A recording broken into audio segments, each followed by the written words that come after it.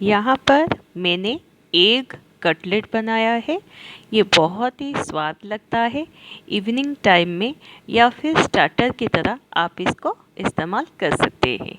अब यहाँ पर मैंने 2 स्लाइस ब्रेड ले लिए हैं, ब्राउन ब्रेड, जिनको अभी मैं हाथ की मदद से तोड़ दूंगी छोटे छोटे टुकड़ों में। फिर उसके बाद एक ब्लेंडर में डाल के इसको ग्राइंड कर लेंगे ताकि हमें ब्रेड क्रम्ब मिल सके।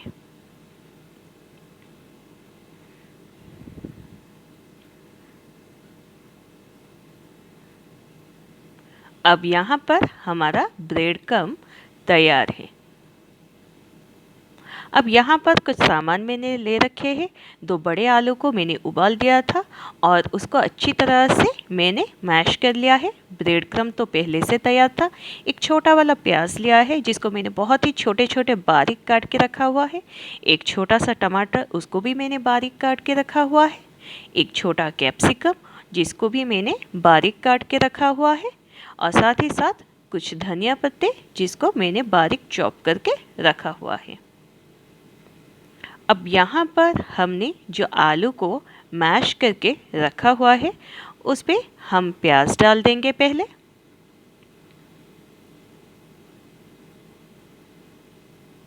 अब टमाटर को भी इसी में ही डाल देंगे।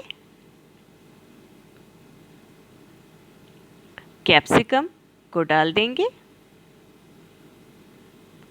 धनिया पत्ता थोड़ा सा छोड़ देंगे गार्निश के लिए और बाकी सारे पत्तों को इसमें डाल देंगे।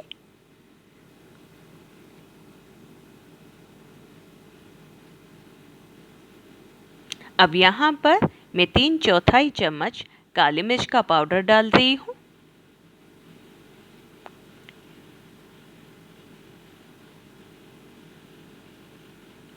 1 चम्मच लाल मिर्च का पाउडर। तीखा आप अपने हिसाब से ज़्यादा या फिर कम कर सकते हैं, या फिर बारीक कटे हुए हरी मिर्च को भी यहाँ पर आप डाल सकते हैं। नमक स्वाद के हिसाब से। अब इन सारी चीज़ों को मैं अच्छी तरह से मिला दूंगी। अगर आपको लगे कि आपका आलू टमाटर की पानी की वजह से थोड़ा सा गीला लग रहा है, तो फिर आप इसमें मैदा 1 या फिर 2 चम्मच डाल सकते हैं। यहाँ पर मैंने जो ब्रेड क्रम्ब रखा है उसको थोड़ा सा मिलाकर फिर इसका मैंने घोल बना दिया है, जो मैं रिकॉर्ड करना भूल गई हूँ। आप ब्रेड क्रम्ब भी डाल सकते हैं। तो हार्ड बॉयल मैंने एग लिया हुआ है। एक अंडे को 4 हिस्सों में लेंथ वाइज काट लेंगे, जैसे कि मैं यहाँ पर काट रही हूँ। आप देखिए, एक अंडे को मैंने 4 हिस्सों में काट लिया है, तो यहाँ पर 2 अंडों को मैं 8 हिस्सों में काट लूँगी। तो यहाँ पर हमारे 8 अंडों के कॉटलेट बनेंगे।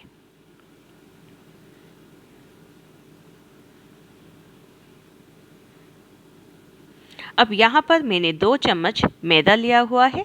अब इसमें 1 चम्मच कॉर्नस्टार्च डाल दूँगी और उसके बाद थोड़ा थोड़ा करके इसमें पानी डालूँगी। उससे पहले थोड़ा सा इसमें नमक डाल देंगे, 1/4 चम्मच, और उतना ही मात्रा की हम काली मिर्च का पाउडर भी डाल देंगे, जो कि 1/4 चम्मच ही है। अब इन सारी चीज़ों को मिलाकर थोड़ा थोड़ा पानी डालेंगे और इसका एक स्लरी बना देंगे।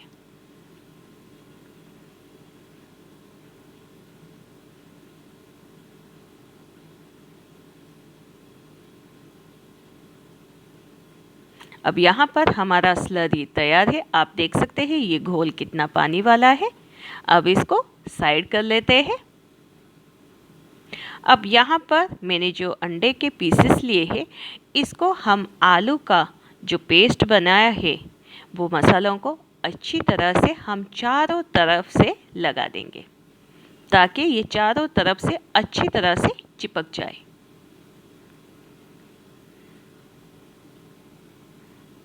कुछ इस तरह से थोड़ा थोड़ा लगाकर उसको हाथ की मदद से आप दबाते रहिएगा धीरे से, ताकि ये चारों तरफ से अच्छी तरह से लग जाए।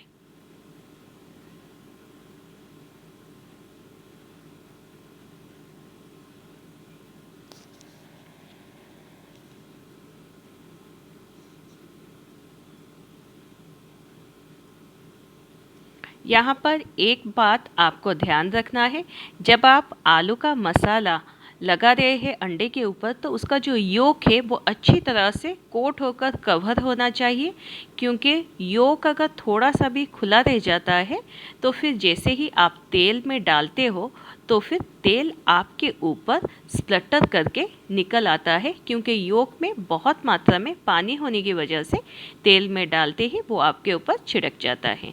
क्योंकि इसको हमें डीप फ्राई करना है, तो इसीलिए आप योक को अच्छी तरह से कवर कर लीजिए मसालों से।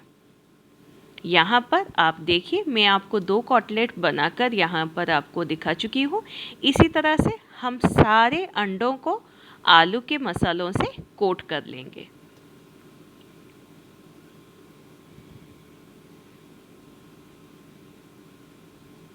यहाँ पर मैंने सारे अंडों को कोट करके रखा हुआ है।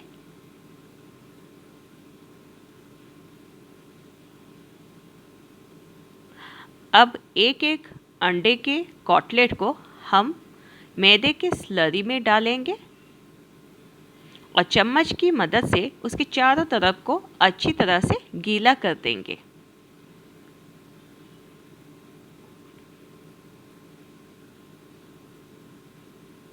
अब एक दूसरी चम्मच की मदद से हम ब्रेड क्रम्ब को अच्छी तरह से उसके चारों तरफ से डाल देंगे, ताकि ये अच्छी तरह से चारों तरफ से कोट हो जाए।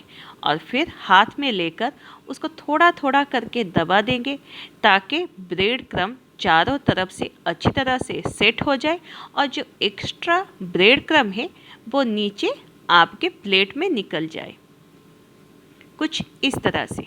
और फिर उसके बाद उसको दबाकर आप हल्का सा दबाइएगा और उसको कटलेट का शेप दे दीजिएगा, चारों तरफ से धीरे धीरे दबाकर, कुछ इस तरह से। अब और एक बनाकर भी मैं आपको दिखा देती हूँ।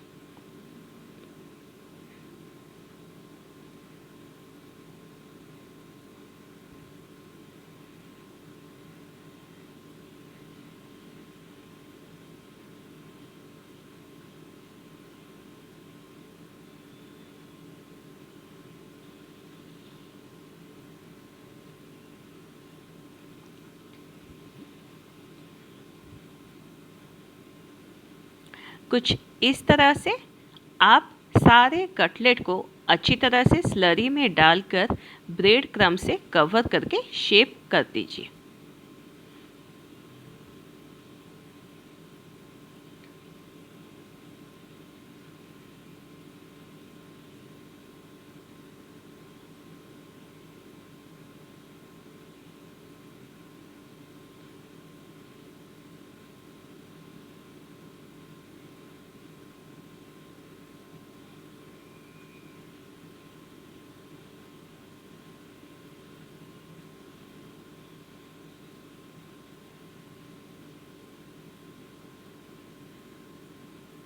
अब यहाँ पर मेरे सारे कटलेट तैयार हो चुके हैं, तो एक कढ़ाई में मैं तेल गरम कर चुकी हूँ। अब एक एक कटलेट को हम धीरे से तेल में डालेंगे।